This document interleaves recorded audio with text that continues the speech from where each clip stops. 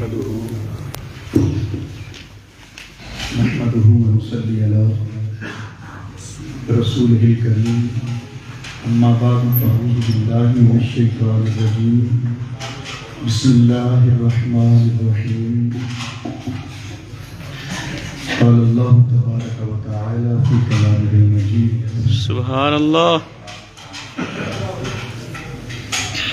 وإنك لعلى خلق عظيم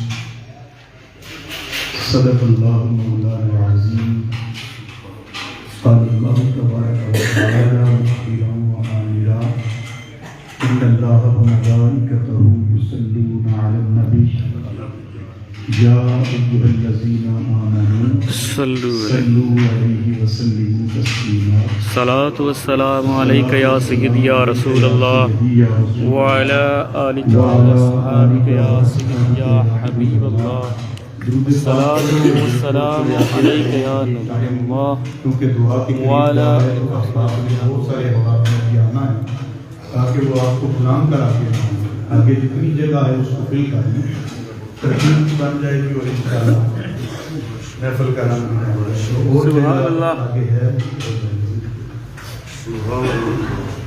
الصلاة والسلام علیکم یا سیدی یا نور اللہ وعلی آلک صحابك يا سيدي يا النبيين لائک صدر کرام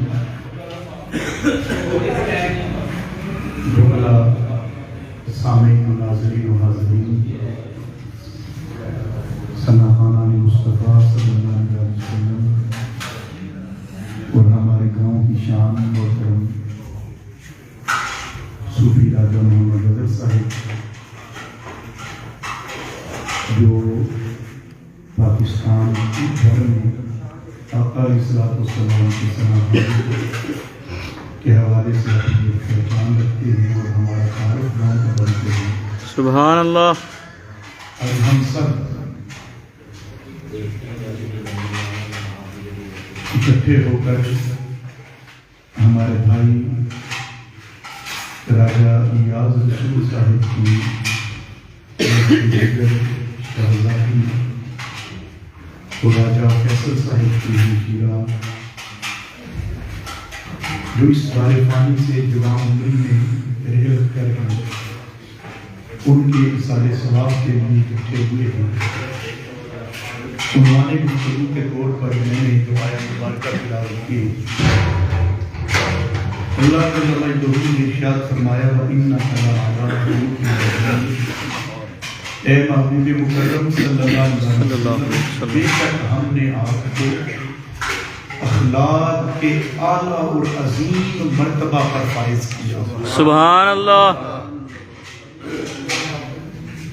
عزیزان کرم قدر مولانا روم رحمۃ اللہ علیہ مثنوی شریف کے اندر خوشبو کی تمثیل اور حکایت بیان کرتے ہیں وہ فرماتے ہیں کہ اگر آپ کسی خوشبو والی دکان پہ جا کے بیٹھیں عطار کے پاس جا کے بیٹھیں آپ وہاں سے کوئی خوشبو خریدیں یا نہ خریدیں وہاں سے عطر لے کر اپنے کپڑوں پر جسم پر ملیں یا نہ ملیں مگر جب آپ وہاں سے نکلتے ہیں تو اپنے آپ سے جو دوسرا بندہ ملتا ہے اسے آپ سے خوشبو آتی ہے سبحان اللہ اس سے مولانا روم رحمۃ اللہ علیہ وہ نتیجہ آپ سے کرتے ہیں کہ جو صحبت ہوتی ہے جو نسبت ہوتی ہے جو تعلق ہوتا ہے وہ جتنا مضبوط ہوتا ہے اور اس میں جتنی قربت پیدا ہوتی ہے اتنا زیادہ اس ہستی کا اس چیز کا جس سے آپ کی قربت ہوئی آپ قریب ہوئے وہ رنگ آپ پر چڑھتا چلا جاتا ہے سبحان اللہ صحبت کا اثر ہوتا ہے اللہ تبارک و تعالیٰ نے اپنے محبوب مکرم صلی اللہ تعالی علیہ وسلم کو مبعوث فرمایا اور انہیں اعلیٰ اخلاق دے کر فرمایا سبحان اللہ اعلیٰ اخلاق دے کر مبعوث فرمایا اعلیٰ اخلاق کے ساتھ اس دنیا میں بھیجا اور ہم پر اس مالک کائنات کا کرم یہ ہے وہ مالک چاہتا تو کسی اور کا امتی بنا دیتا، وہ مالک چاہتا تو ہمیں انسان بھی نہ بناتا۔ وہ اس بات پر قادر ہے، اس نے ہمیں انسان بنایا اور انسان ہونے کے ساتھ اپنے محبوب صلی اللہ علیہ وسلم کا امتی بنایا، سبحان اللہ، اور امتی اپنے اس نبی کا بنایا جو اخلاق کے اعلیٰ مقام پر فائز کر کے رب کائنات نے جنہیں خود مبعوث فرمایا۔ سبحان اللہ۔ کچھ صفات ہوتی ہیں بندے کی اختیاری، کچھ ہوتی ہیں عطائی۔ اختیاری صفت یہ ہے کہ کوئی بندہ اس دنیا میں آنکھ کھولے، جب وہ سن شعور کو پہنچے تو وہ اپنی تعلیم اور تربیت میں محنت کرتا ہے، اپنی محنت کے سبب اسے جو کچھ مل جاتا ہے وہ اختیاری ہے، اور جس میں بندے کی محنت کا عمل دخل نہ ہو، جس کے سنوارنے میں، جس کے بڑھانے میں، جس کے حصول کے اندر بندے کی کوئی ذاتی محنت شامل نہ ہو، وہ ہے عطائی۔ کیا ہے بولیے؟ عطائی۔ تو اب رب کائنات نے اپنے محبوب مکرم صلی اللہ تعالی علیہ وآلہ وسلم جیسی ہستی آفرینش آدم سے لے کر قیامت تک نہ کوئی بھیجی نہ کوئی بھیجے گا، اس لیے کہ اپنے محبوب علیہ السلام کو جس طرح وہ خود رب العالمین ہے، اپنے محبوب کو بھی اس مالک کائنات نے رحمت للعالمین بنایا۔ اب جو رحمت ہوتا ہے، جو کرم کرنے والا ہوتا ہے، اب اس کے لیے ضروری ہے کہ وہ اخلاق کے بھی اعلیٰ مرتبے پر فائز ہو، اعلیٰ مقام پر فائز ہو۔ رب کائنات نے اپنی عطا سے، اپنے انعام سے، اپنے فضل سے جس طرح محبوب کو جہانوں کے لیے رحمت بنایا، ساتھ ہی رب کائنات نے اپنے محبوب کے اخلاق بھی اعلیٰ کر دیا۔ سبحان اللہ۔ ان جیسا کسی کا اخلاق نہیں، ان جیسا کسی کا کردار نہیں، یہاں تک کہ اپنے کو اپنے وہ پرائے جو آپ کے جانی دشمن تھے، ان کو آپ فاران کی چوٹی پہ اکٹھا کر کے، اور وہ فاران کی چوٹی پہ جو اکٹھا کر کے جو پہلی دعوت ہوئی، اس دعوت میں آپ نے کوئی مسکین، غریب، یتیم یا سوسائٹی کے پسے ہوئے لوگوں کو وہ دعوت نہیں دی۔ کن کو اکٹھا کیا؟ کہ جن کی ان لوگوں کو دعوت دی جن کو ان کے نظریات کے خلاف بات کریں، ان کی فکر کے خلاف بات کریں، ان کی سوچ کے خلاف بات کریں تو انہیں تکلیف بھی ہوگی، غصہ بھی آئے گا، انہیں پریشانی بھی لاحق ہوگی۔ تو میرے آقا نے جب انہیں اکٹھا کر کے فرمایا کہ اگر میں یہ کہہ دوں کہ پہاڑ کی پچھلی جانب سے ایک دشمن حملہ کرنے والا ہے، ایک لشکر دشمن کا وہ حملہ آور ہونے والا ہے، تو مان لو گے؟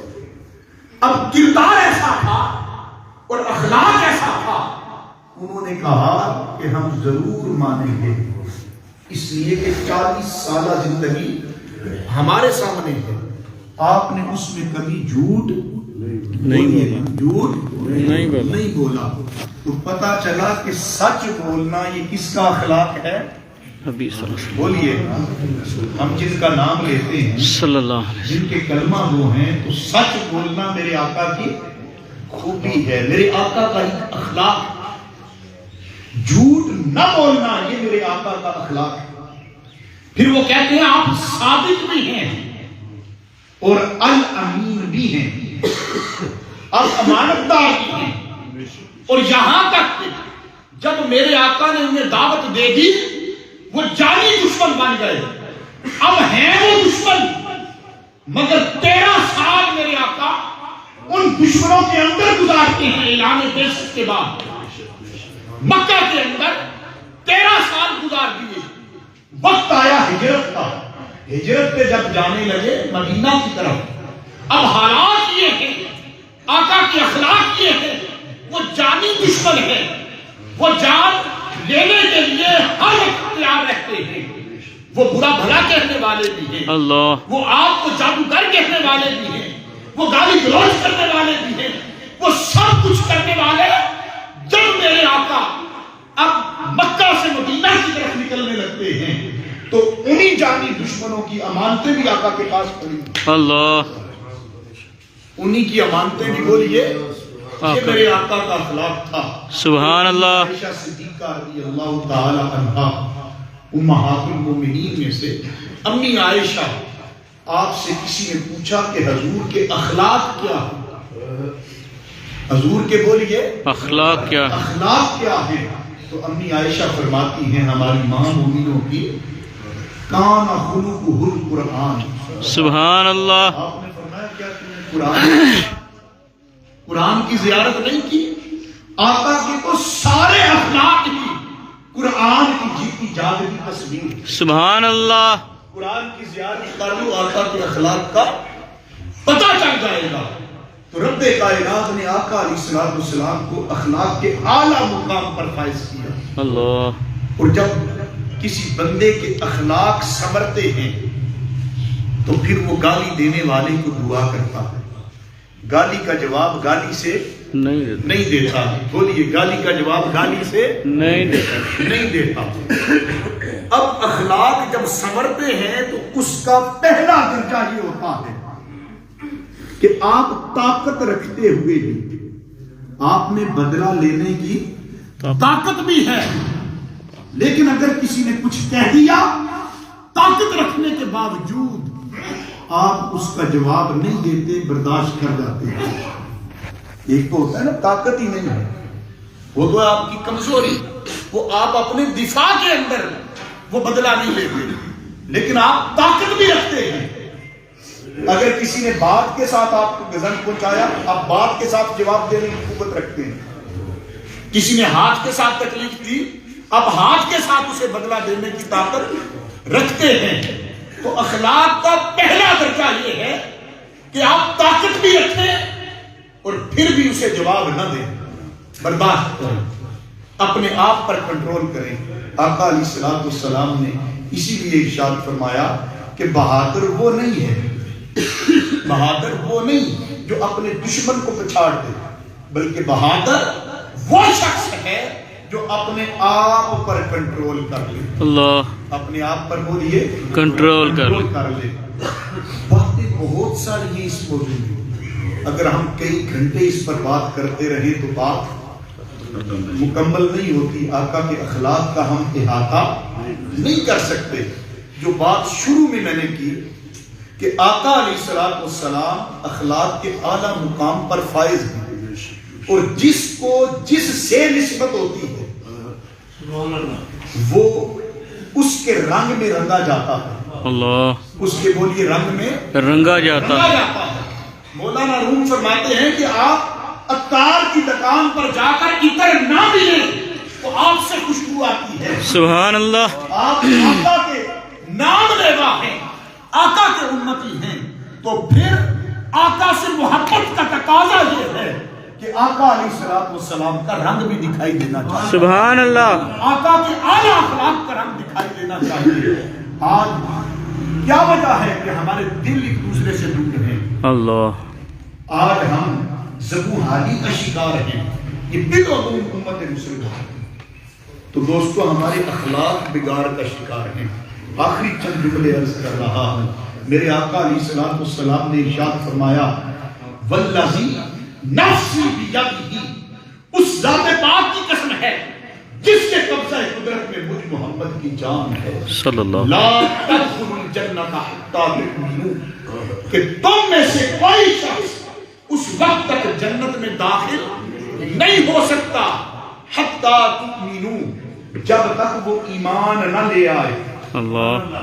پھر فرمایا ولا تؤمنوا حتی تحابوا، اور اس وقت تک کوئی بندہ ایماندار نہیں ہو سکتا حتی تحابوا، جب تک وہ آپس میں ایک دوسرے سے محبت نہیں کرتا، ایک دوسرے کے ساتھ ان کے دلوں میں محبت اور الفت پیدا نہیں ہو جاتی، اس وقت تک بندہ نام تو لے کہ میں اسلام کی بات کر رہا ہوں، مومن ہوں، میں ایمان والا ہوں، لیکن میرے آقا نے فرمایا جس کے قبضہ قدرت میں مجھ محمد کی جان ہے، کوئی بندہ اس وقت تک لا تدخلوا الجنۃ حتی تؤمنوا، وہ جنت میں داخل نہیں ہو سکتا جب تک ایمان نہ لے آئے، اللہ وَلَا تُؤْمِنُوا حَتَّى تَحَابُوا، اور اس وقت تک وہ ایمان والا نہیں ہو سکتا حَتَّى تَحَابُوا، جب تک آپس میں محبت نہ کرے، جب تک آپس میں بولیے محبت نہ کرے۔ پھر آقا نے آگے فرمایا اولا ادلکم علی امر اذا فعلتموه تحاببتم، کیا تمہیں کوئی ایک ایسا کام نہ بتاؤں اذا فعلتموه کہ اگر اس کو بجا لاؤ تو تحاببتم، آپس میں محبت رواج پائے گی، کدورتیں ختم ہوں گی، نفرتیں مٹیں گی، برائیاں ختم ہوں گی اور اچھائیاں جنم لیں گی اور اعلیٰ اخلاق جنم لیں گے۔ میرے آقا نے فرمایا افشوا السلام بینکم، آپس میں ایک دوسرے کو بڑا ہو چھوٹا ہو اس کو سلام کیا کرو، اس کی برادری کوئی بھی ہو، اس کی ذات کوئی بھی ہو، وہ کوئی بھی ہو، فرمایا افشوا السلام بینکم، ایک دوسرے کو سلام کیا کرو۔ سبحان اللہ۔ پیاری دعا ہے، ہر اخلاق کا آغاز جب آپ کسی کو کہتے ہیں السلام علیکم ورحمۃ اللہ وبرکاتہ، تم پر سلام ہو، اللہ کی رحمت ہو، اس کی برکتیں نازل ہو، تو اس سے بڑی کوئی دعا ہے؟ وہ جواب میں کیا کہتا ہے وعلیکم السلام، اور تم پر بھی سلامتی ہو، تم پر بھی رحمت ہو، تم پر بھی اللہ کی برکتیں ہوں۔ تو جب ایک دوسرے کے لیے خندہ پیشانی کے ساتھ، کھلے دل کے ساتھ آپ دعا کرتے ہیں، تو اگر آپ مجھے سلام کرتے ہیں، میرے لیے دعا کرتے ہیں کہ اللہ تعالیٰ برکت دے، تو میرے اندر کوئی نقص تھا تو آپ نے دعا کی، تو اس دعا کی برکت سے وہ نقص دور ہو سکتا ہے یا نہیں؟ ہو سکتا ہے نا۔ جب مومن ایک دوسرے کے لیے دعا کرتے ہیں تو اس دعا کی تاثیر کے لیے نفرتیں ختم ہوتی ہیں، محبتیں جنم لیتی ہیں، برائیاں ختم ہوتی ہیں اور ان برائیوں کی بجائے اچھائیاں جنم لیتی ہیں۔ سبحان اللہ۔ ایک دوسرے کے لیے دعا کیا کریں، اور اعلیٰ اخلاق اور ایمان میرے آقا نے فرمایا کہ ایسا عمل بتاتا ہوں کہ وہ عمل کرو تو محبت پیدا ہوگی، اور محبت پیدا ہوگی تو ایمان ملے گا، ایمان ملے گا تو جنت میں جاؤ گے۔ سبحان اللہ۔ عمل بڑا آسان، میرے آقا نے فرمایا کہ جب بھی ایک دوسرے کو ملو افشوا السلام بینکم، السلام علیکم ورحمۃ اللہ وبرکاتہ کہا کرو۔ جب دو مسلمان اس انداز میں ملتے ہیں تو تیسرا دیکھنے والا سمجھ جاتا ہے کہ یہ آقا کے امتی جا رہے ہیں۔ سبحان اللہ۔ بتانا نہیں پڑتا کہ ہم مسلمان ہیں، وہ دیکھ کر انہیں پتا چل جاتا ہے کہ یہ مسلمان ہیں۔ دعا ہے کہ مالک کائنات ہماری بہن یہ جو درس ہوا قرآن کریم کا، آقا علیہ الصلوۃ والسلام کے محاسن بیان کیے، ان کی برکت سے آقا کی ثناء ہوئی، اس کی برکت سے وہ مالک کائنات ہماری بہن اس بیٹی کی بخشش و مغفرت فرمائے، آمین۔ واحدین کو صبر کی عطا فرمائے۔ آمین۔ آمین۔